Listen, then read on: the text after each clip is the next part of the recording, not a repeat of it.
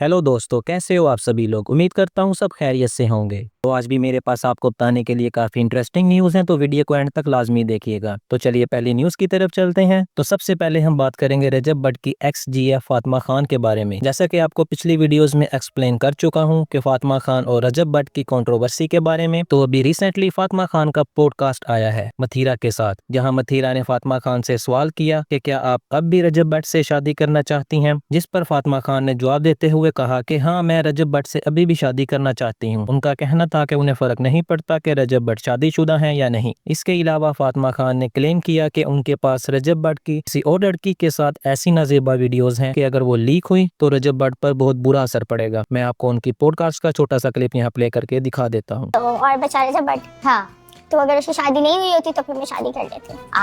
Okay. अब आती है दैट उसकी शादी हुई है या नहीं। वैसे उसकी शादी आई बिलीव हुई भी है ना रजब की? हाँ हाँ, शादी हुई है। गुड न्यूज भी आने वाली है 15 दिन बाद। आजकल 10,000 लोग उसके लिए बातें कर रहे हैं, कोई पॉजिटिव है कोई नेगेटिव है। और अभी तो उसके अलावा भी वीडियोस वायरल हुई हैं जो बहुत नाजेबा वीडियोस थी। किसके साथ? एक है लड़की उसी के साथ, तो उससे ज्यादा इफेक्ट उसकी वाइफ पे पड़ा। तो चलिए अगली न्यूज़ के बारे में बात करते हैं। तो हम बात करेंगे डकी बाई के बारे में। तो डकी बाई को कल फिर अदालत में पेश किया गया, जहां उनके रिमांड में 2 दिन की मजीद तोसी कर दी गई। ये 5वीं बार है जब डकी बाई की रिमांड में तोसी की गई। तो यार डकी बाई की मुश्किल तो खत्म होने का नाम नहीं ले रही, बल्कि दिन ब दिन बढ़ती जा रही है। मंसूर अली खान ने भी डकी बाई के बारे में बात करते हुए कहा कि उन्हें भी तरस और रहम आ रहा है डकी बाई की हालत पर, क्योंकि सोशल मीडिया पर डकी बाई के कुछ क्लिप्स वायरल हो रहे हैं, जिसमें कोर्ट से वापसी के दौरान जब एक रिपोर्टर ने उनसे सवाल करने की कोशिश की और बात करने की कोशिश की तो डकी भाई ने किसी सवाल का जवाब नहीं दिया और उनके चेहरे पर उदासी और परेशानी साफ देखी जा सकती थी। आप उनका ये क्लिप चेक करें। तो सकते नहीं आप, बात आ रही है मेरी, तो कह रहे हैं रिमांड हो जाएगा आपका। आपको लगता है कि आज आपका रिमांड होगा कि नहीं? देखिए शीशा है और डकी भाई को जो है वो बंद कर दिया गया है। डकी भाई गाड़ी बंद हो गई है और आप यहाँ पे बैठे हुए हैं। बिल्कुल जी बात तो नहीं कर सकते डकी भाई। इससे पहले भी हमने जब इनसे गुफ्तगू करने की कोशिश की है तो NCCI एहलकारों की जानिब से जो वो मना कर दिया गया है कि वो किसी भी किस्म से जो है वो गुफ्तगू नहीं करेंगे।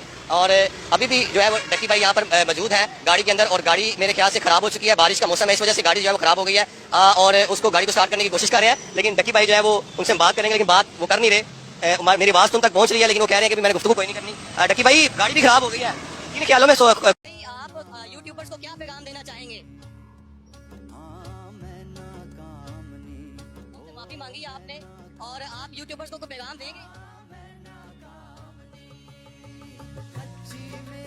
डकी भाई जो हैं उनके मजीद 2 दिन का जिस्मानी रिमांड जो है वो मंजूर हो गया। डकी भाई की मुश्किलात जो हैं वो ख़त्म नहीं हो रही और ज़िला कचहरी लाहौर में उनके केस की समाअत हुई और उनके वकील के अदम मौजूदगी की वजह से समाअत जो है 10 मिनट तखीर से शुरू हुई। बाद में उनके वकील ने सदा की कि जी उनके मुवक्किल अदालत से कहना चाहते हैं। डकी भाई ने अदालत में बयान दिया कि मैं तमाम तफ्तीश से मुतमईन हूँ, अगर इदारे मजीद तहकीक करना चाहते हैं तो कर सकते हैं, मैं इदारों की इज्जत करता हूँ। तो तफ्तीशी अफसर ने अदालत से कहा कि जी मुलजिम से डिवाइसेज और अकाउंट्स बरामद करने हैं, मजीद 5 दिन का रिमांड जो है दिया जाए, लेकिन फिर उसके बाद उनका 2 दिन का मजीद जिस्मानी रिमांड जो है वो दे दिया गया है। डकी भाई जो है वो मैं रिसेंटली में देख रहा था, मुझे थोड़ा सा रहम आ रहा था उनके ऊपर, क्योंकि मीडिया उनसे गुफ्तगू करने की कोशिश कर रहा था, उनसे सवाल कर रहा था। ये मुझे नहीं पता ये कल की वीडियो है, ये पुरानी है, लेकिन मैं देख रहा था कि उनसे सवाल किए जा रहे थे, पिन ड्रॉप साइलेंस, बिल्कुल किसी सवाल का जवाब नहीं दे रहे। ऑब्वियसली वो कहते हैं ना, आपको हिरासत जो है या जेल जो है वो इंसान को बहुत तब्दील कर देती है। ये वही डकी भाई हैं जो रवानी के साथ अपनी यूट्यूब वीडियोस करते थे, फैमिली ओरिएंटेड मतलब उनकी जो वीडियोस होती थी वो करते थे और नॉन स्टॉप बोलते थे।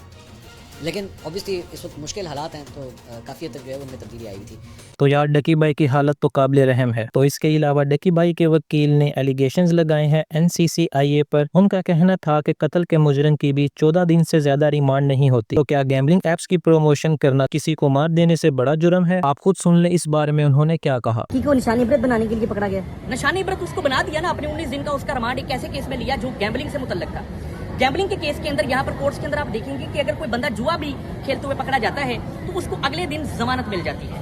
लेकिन एक बंदा जो जुए की ऐप प्रमोट कर रहा है, आपने उसके ऊपर गैम्बलिंग की सेक्शन लगाई कि ये प्रमोट कर रहा है, आपने उसका 19 दिन तक रिमांड लिया अपने रिसोर्सेज का इस्तेमाल करते हुए, ये उस शख्स के साथ बड़ी ज्यादती है और इसका जो आंसर है ना वो अल्लाह पाक ने देना है इंशाल्लाह। इसके अलावा जब डकी भाई को कोर्ट से वापस ले जाया जा रहा था तो काशिफ रैपर भी उनसे मिलने गए थे। तो जब काशिफ रैपर ने डकी भाई से बात करना चाही तो FIA के एक बंदे ने काशिफ को एक अच्छी खासी चपेड़ मारी, जिसकी वीडियो काफी वायरल हो रही है। इसके बाद डकी भाई के वकील ने काशिफ रैपर और उस FIA के मुलाजिम की सुलह करवाई। आप ये क्लिप चेक करें।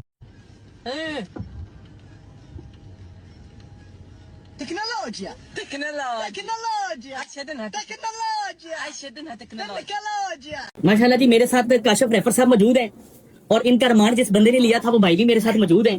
दोनों भाइयों की सुलह होगी अल्हम्दुलिल्लाह, बड़ी खुशी वाली बात है।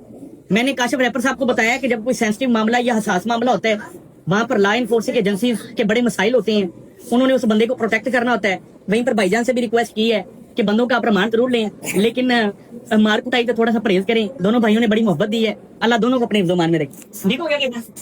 जब भी होगी जब सुलाई सुलाओ। अल्लाह की कसम, मेरे नबी का फरमान है, माफ करने से इज्जत घटे तो मुझसे ले लो। इसके अलावा रजब भट्ट की एक रील को लेकर रोस्ट किया है वसीम ने। रिसेंटली रजब भट्ट की एक रील बहुत ज्यादा वायरल हुई थी, तो राउंड टू हेल ने उसी रील को रिक्रिएट करते हुए रजब भट्ट को रोस्ट किया और इसी रील के नीचे बहुत सारे कमेंट्स आए जिसमें कहा जा रहा है कि रजब भट्ट को रोस्ट किया है वसीम भाई ने। आप उनकी ये रील चेक करें।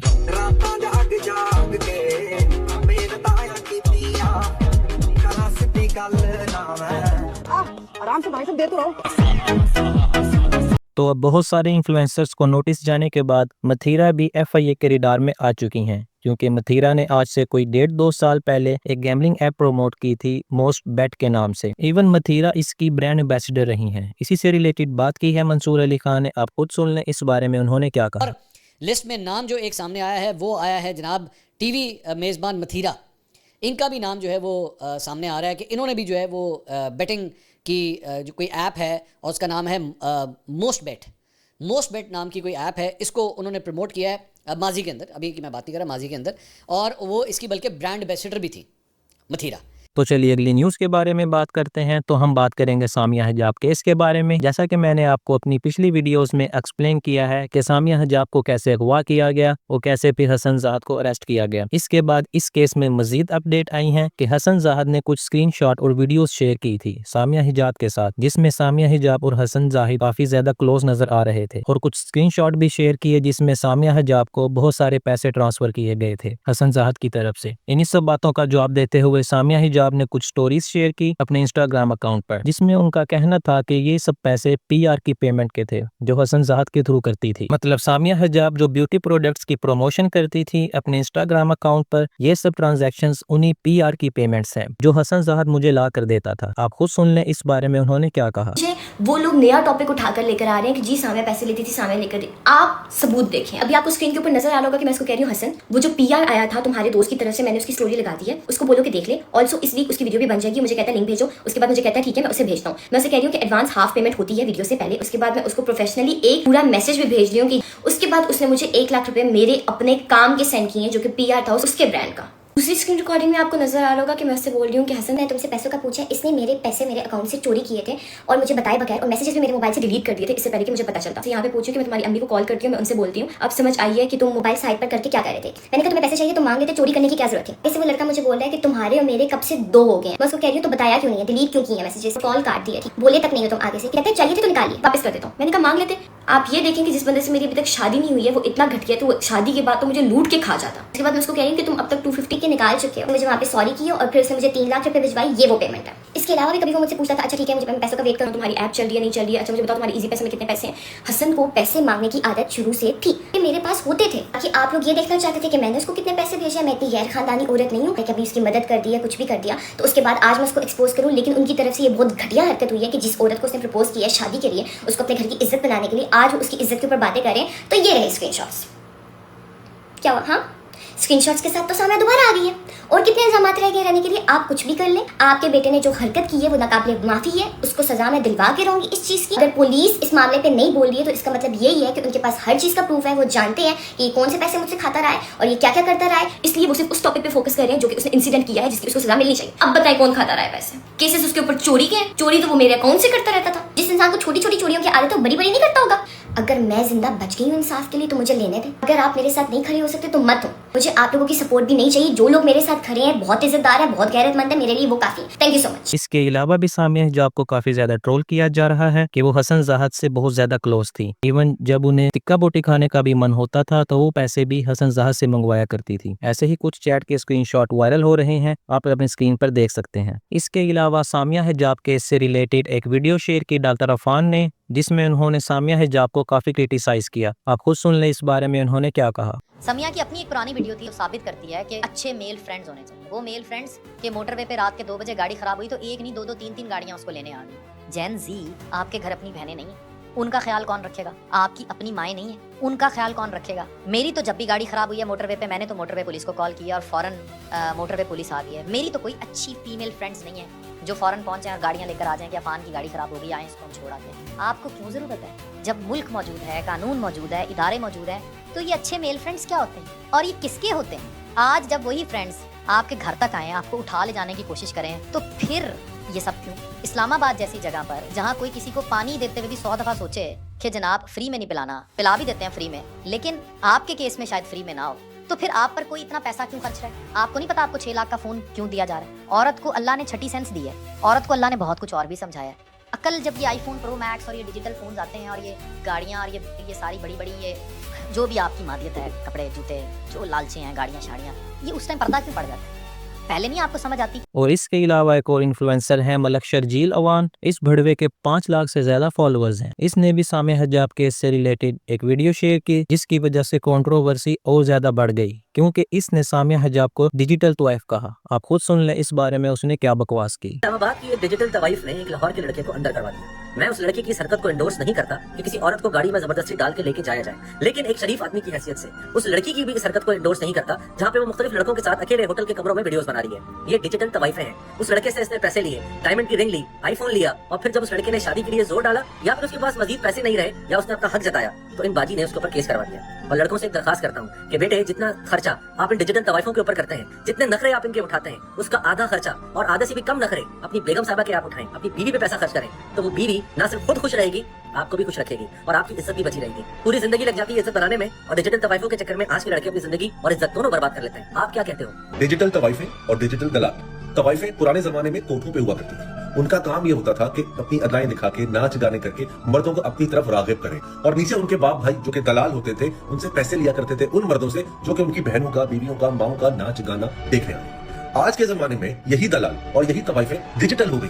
ये अपने फोन खोलती हैं, ठुमके दिखाती हैं, फोन खोलती हैं, क्लीवेज दिखा देंगी, फोन खोलेंगी जरा शर्ट यहाँ से उठा देंगी, या फिर उनके डिजिटल भैयूस या डिजिटल दलाल मर्द अपनी बीवियां, माएं, बहनें, बेटियां दिखाते हैं। कुछ बुरखे पहना के दिखाते हैं, कुछ बुरखों के बगैर दिखाते हैं, कुछ दुपट्टे पहना के दिखाते हैं, कुछ दुपट्टे उतार के दिखाते हैं। लेकिन ये सारे के सारे डिजिटल दलाल हैं और ये हमारी माशरे को खराब करते हैं। क्या आपकी बहन बेटी ये काम करे तो आप राजी होगे? नहीं होगे तो इनकी साइड मत लिया करो। और इस सब के अलावा सामिया हिजाब की एक ऑडियो भी लीक हुई है गाड़ी में, जिसमें वो हसन जाद और एक और लड़के के साथ मौजूद हैं, जिसकी वजह से सामिया हिजाब को मजीद हेट मिलने लगी। आप उनकी ऑडियो क्लिप सुने। जो भी है चलिए अपनी जिंदगी बेहतर करे, जान अपने लिए कोई अच्छी चीज देखे, तलाश करे, जो इसके लिए बेहतर है वो करे। पर यार इसको ये कोई जोर नहीं, कोई झगड़ा नहीं, कोई इसके साथ मेरा बहुत अच्छा वक्त गुजरा है, बहुत अच्छा वक्त गुजरा है, बहुत ही अच्छा वक्त गुजरा है। मैं उतरता हूँ गाड़ी से बाहर तो खुद इसको प्लीज रिक्वेस्ट कर दे कि ना ये ऐसी हरकत करे। इसका एक ये खुदकुशी वाली और ये देख मेरी वजह से कर ले यार, जान मेरे पे केस चल जाएगा कोई क्या, 1 महीना 15 दिन 20 दिन फिर खत्म हो जाता है। इसके भाई और इसके घर वालों के लिए सारी जिंदगी की इज्जत रह जाएगी। इसको ये बात समझे। ठीक है, कौन सी? ये लो देख तो लिया तुमने। इस तरह की यार पता है एक और बात, वीडियोस वाला काम बाकी बहुत हजारों है। वीडियो मुझे मसला नहीं है, ठीक है, मैं बोल दूंगी, हमारा रिलेशनशिप का सारी दुनिया को पता है, मैं इसे पब्लिकली पोस्ट भी कर। तुम्हारे 15-16 लगवाटर है, तुम किसी के साथ फिर तुम किसी के साथ अभी बनाने हैं लगवाटर, तुम्हारे आने से सारे खत्म कर दिए। तुम किसी के साथ फिर रात बाद फिर टॉर्चर है, ये एक दिन बाद इज्जत में कर। मैं साथ रह के भी इज्जत में था, मैं छोड़ के भी इज्जत में हो जाऊंगा। मैं बोल रही हूं कि मैं नहीं करूंगी, तो तुम्हारी बात में मुझे यार। तो चलिए दोस्तों, आज के लिए बस इतना ही। अगर वीडियो पसंद आई हो तो वीडियो को लाइक करें और चैनल को सब्सक्राइब करें। तो मिलते हैं ऐसी अगली वीडियो में। खुदा हाफिज। शुरुआत जब की तो जिंदगी में गम था, एक हाथ में कागज और तुझे में कलम था, अंदर से था खाली और जुबान बेजुबान, फिर भी खड़ा हुआ मैं लगा के पूरी जान, किया फिर शुरू लिखना कोरे से, एक कागज पे भरोसा था शब्दों और मेरे कलम की उस ताकत पे, इन शब्दों की गहराई जैसे मौत की हो खाई, मुश्किलों की